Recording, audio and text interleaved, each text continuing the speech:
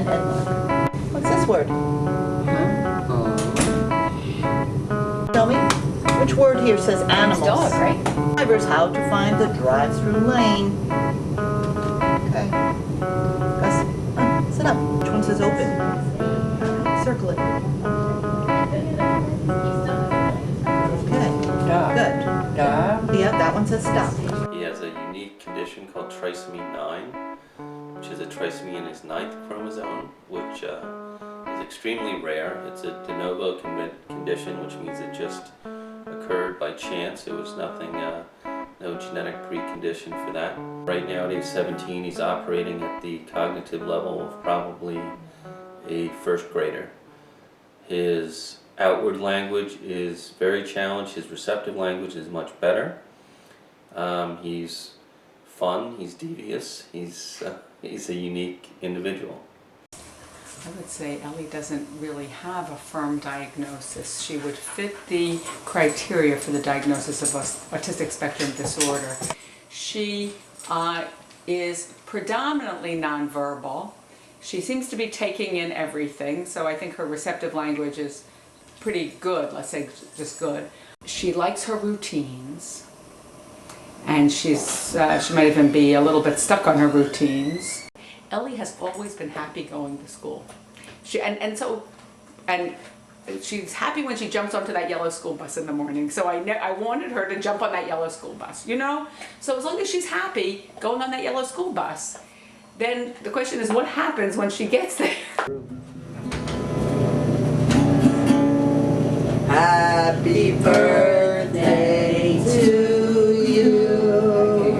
Happy birthday to you. Happy birthday, dear Jen. Happy birthday to you. Thank you. I'm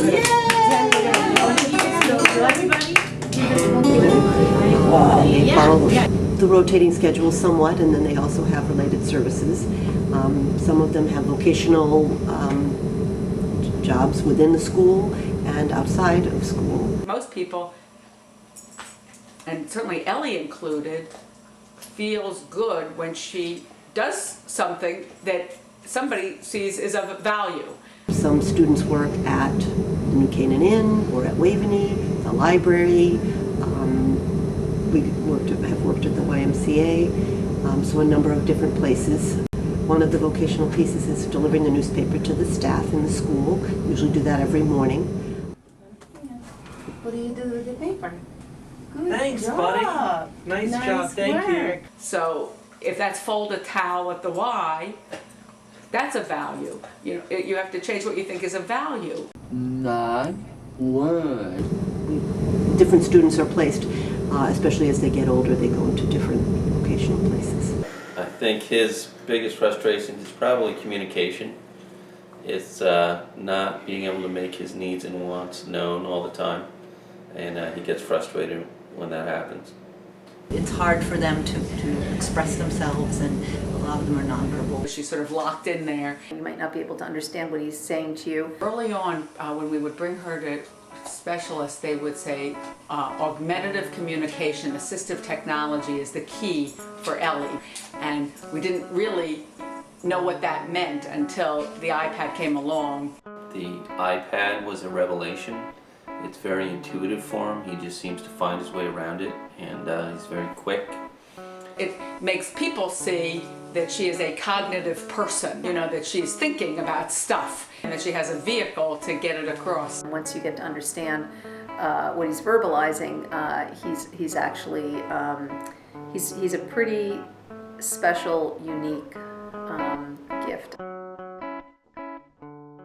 There was no education for children like Ellie. When I was a kid, we just didn't see these children or these individuals around. They tended to be sequestered away. It's painful to think that, or that 30 years ago, or 20 years ago, or 10 years ago, she might be in an institution in the corner in a diaper. Many of our fellow citizens are suffering tremendously. I think all of us are at fault. And I think it's just it's long overdue that something be done about it. One of the grandpas, when we used to take the kids to Pegasus to ride, and he would say, "You guys are trendsetters. You are the first generation who haven't had these children in institutions." And that's a huge improvement because, as we know, they add a lot to life. This is all still just at the beginning. I think it's getting better and better all the time.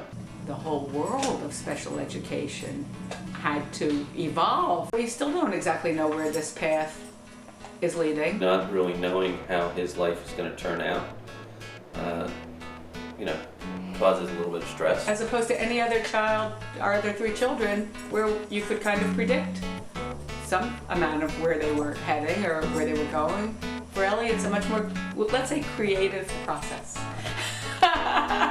Challenging, creative, and continually opening your paradigm of what you thought life was. And on the whole, he's added a lot more to our life than be a burden. I think the beauty of Gus is, I think you just have to experience him. He helps with your perspective on what you have and how fortunate you are.